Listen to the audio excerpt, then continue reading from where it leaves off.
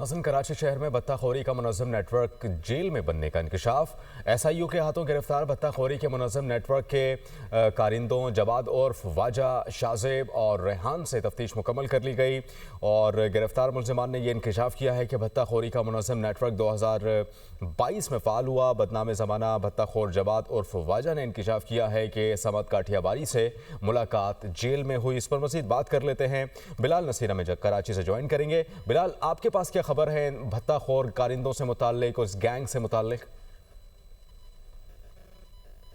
जी बिल्कुल, ये SIU police ने भत्ताखोरी का एक मुनज़्ज़म नेटवर्क जो है वो पकड़ा था, जो कि हालिया दिनों में शहर में वारदातें कर रहा था, जिससे अब तफ्तीश मुकम्मल कर ली गई है। इसमें जो भत्ताखोर और गैंग ऑपरेट करता था जवाद उर्फ वाजा, उसने बताया है कि जेल में उसकी समद काठियावाड़ी और दीगर कारिंदों से मुलाकात हुई, जिसके बाद 2022 में वो बाहर आकर उसने ये नेटवर्क को फ़ाल किया, जिसमें शाज़ेब और रेहान को जो है उसने रखा।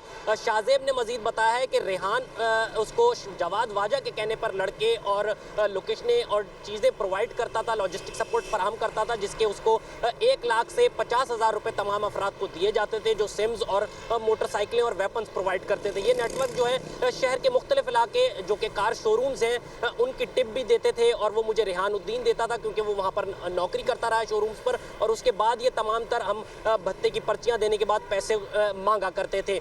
जवाद उर्फ वाजा का कहना है कि वो माजी में कॉस्मेटिक्स का काम करता रहा है, इससे पहले वो मोबाइल की खरीदो फरोख्त भी करता था, लेकिन अब वो इस नेटवर्क का सरगना था। पुलिस ने दावा किया है कि ये नेटवर्क जो है तकरीबन 50 से ज़ायद अफराद से या चीज़ों से, जो लोगों से जो है वो भत्ता ले चुका है। मुतादिद अफराद से इसने भत्ता मांगा हुआ था इस नेटवर्क ने।